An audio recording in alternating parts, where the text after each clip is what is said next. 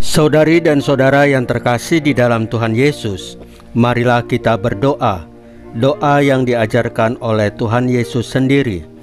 Dalam nama Bapa dan Putra dan Roh Kudus. Amin. Bapa kami yang ada di surga, dimuliakanlah nama-Mu, datanglah kerajaan-Mu, dan jadilah kehendak-Mu di atas bumi seperti di dalam surga. Berilah kami rejeki pada hari ini, dan ampunilah kesalahan kami, seperti kami pun mengampuni yang bersalah kepada kami. Dan janganlah masukkan kami ke dalam pencobaan, tetapi bebaskanlah kami dari yang jahat. Ya Roh Kudus, hadirlah saat ini untuk memimpin dan membimbing kami dalam membaca firman Tuhan Yesus dan merenungkannya, sehingga kami dapat mengerti maknanya dan dapat kami laksanakan dalam hidup kami sehari-hari di tengah masyarakat kami. Pembacaan Injil Matius bab 18 ayat 21 sampai dengan bab 19 ayat 1. 70 kali 7 kali. Sekali peristiwa, datanglah Petrus kepada Yesus dan berkata, "Tuhan, sampai berapa kali aku harus mengampuni saudaraku jika ia berbuat dosa terhadap aku? Sampai 7 kalikah?"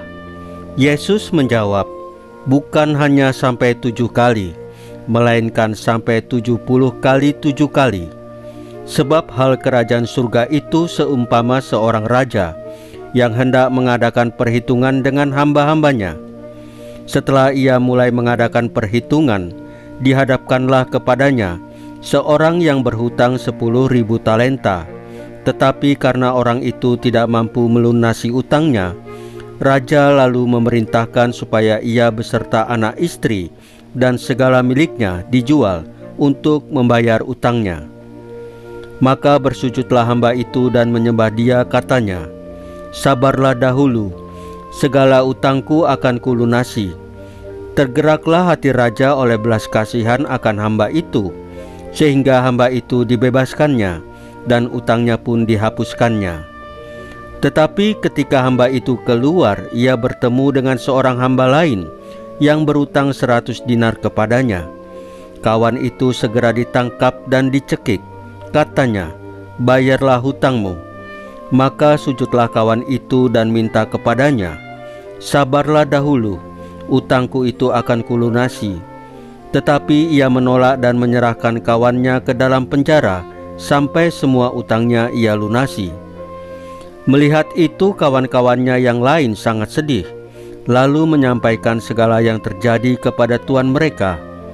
Kemudian raja memerintahkan memanggil orang itu dan berkata kepadanya, 'Hai hamba yang jahat, seluruh utangmu telah kuhapuskan karena engkau memohonnya.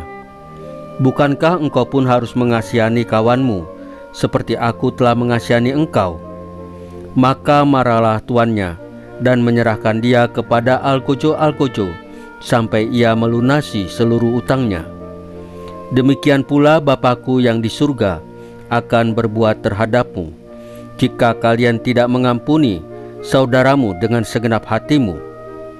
Setelah Yesus selesai dengan pengajarannya, berangkatlah ia dari Galilea dan tiba di daerah Yudea di seberang sungai Yordan.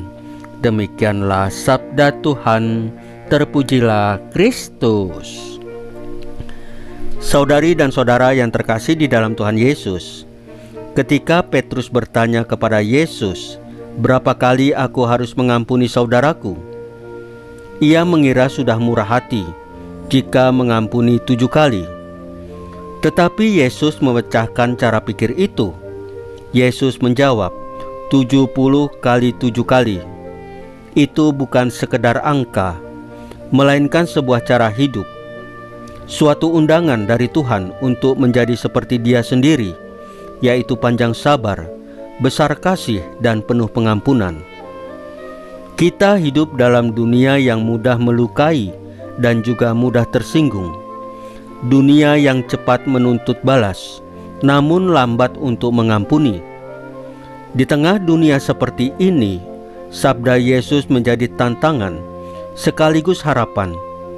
Kita tidak diminta menjadi sempurna secara moral seketika, tetapi kita diajak untuk terus belajar untuk mengampuni tanpa syarat. Karena kasih Allah kepada kita pun demikian, yaitu selalu mendahului tanpa syarat.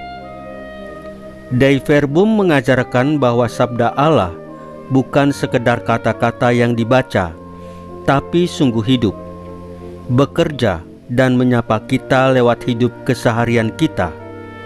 Maka sabda Yesus hari ini bukan untuk dipelajari saja, tetapi untuk direnungkan dalam hati dan dijalankan dalam perbuatan, baik itu di keluarga, di komunitas, atau di tempat kerja. Mengampuni bukan berarti melupakan, bukan berarti membiarkan ketidakadilan, tapi itu berarti membiarkan kasih Allah menyembuhkan luka kita, agar kita bebas dari belenggu amarah, dan orang lain pun diberi ruang untuk bertobat dan dipulihkan. Disitulah Injil menjadi nyata, disitulah gereja menjadi tanda keselamatan. Kita adalah umat yang setiap kali menerima tubuh dan darah Kristus dalam Ekaristi, juga menerima kasih yang mengampuni. Maka layaklah kita membawa pengampunan itu keluar dari gereja ke dunia yang sedang kehausan akan belas kasih. Saudari dan saudara yang terkasih di dalam Tuhan Yesus, marilah kita berdoa. Ya Tuhan Yesus, Engkau telah mengampuni kami lebih dari yang bisa kami pahami. Ajarlah kami untuk tidak hanya menghitung berapa kali kami harus memaafkan, mengampuni, tetapi jadikanlah hati kami seperti hati-Mu, penuh belas kasih. Salam Maria, penuh rahmat, Tuhan sertamu. Terpujilah Engkau di antara wanita, dan terpujilah buah tubuh-Mu Yesus. Santa Maria Bunda Allah, doakanlah kami yang berdosa ini, sekarang dan waktu kami mati. Ya Tuhan Yesus, tambahkanlah iman kami hanya kepadamu saja, karena hanya Engkaulah Tuhan dan Juru Selamat kami satu-satunya, tidak ada yang lain. Dalam nama Bapa dan Putra dan Roh Kudus. Amin. Saudari dan saudara yang terkasih di dalam Tuhan Yesus, bacaan firman dan renungan hari ini sudah selesai. Tuhan Yesus memberkati kita semua.